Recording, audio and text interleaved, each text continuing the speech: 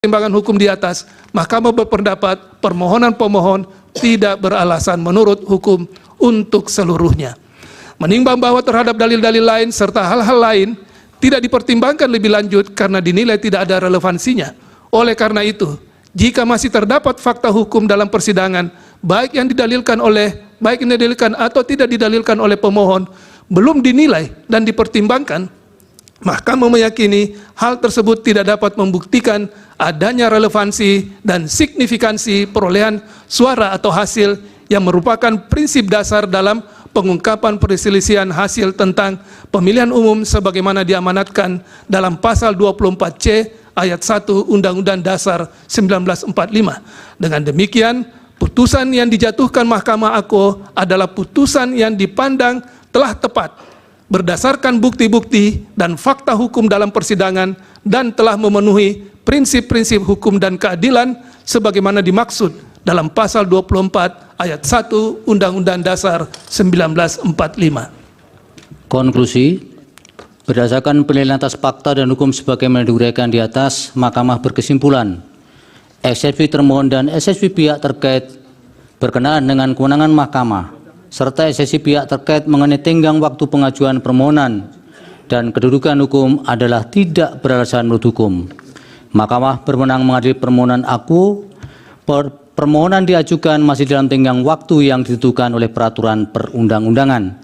Pemohon memiliki kedudukan hukum untuk mengajukan permohonan aku. Eksepsi termohon berkenaan dengan pokok permohonan adalah tidak beralasan menurut hukum. Permohonan pemohon tidak beralasan hukum untuk seluruhnya. Berdasarkan Undang-Undang Dasar Negara Indonesia tahun 1945, Undang-Undang Nomor 24 tahun 2003 tentang Mahkamah Konstitusi, sebagaimana telah diubah terakhir dengan Undang-Undang Nomor 7 tahun 2020 dan seterusnya dianggap dibacakan. Amar putusan mengadili dalam eksepsi, menolak eksepsi termohon dan pihak terkait untuk seluruhnya. Dalam pokok permohonan, menolak permohonan pemohon untuk seluruhnya. Pendapat berbeda atau dissenting opinion. Terhadap putusan Mahkamah Konstitusi Aku terdapat pendapat berbeda atau dissenting opinion dari 3 orang hakim konstitusi, yaitu Hakim Konstitusi Saldi Isra, Hakim Konstitusi Eni Nurbaningsih, dan Hakim Konstitusi Arif Hidayat sebagai berikut. Saya berkeyakinan bahwa telah terjadi ketidaknetralan sebahagian PJ kepala daerah termasuk perangkat daerah yang menyebabkan pemilu tidak berlangsung secara jujur dan adil. Semua ini bermuara pada tidak terselenggaranya pemilu yang berintegritas. Dengan demikian, dalil pemohon aku beralasan menurut hukum.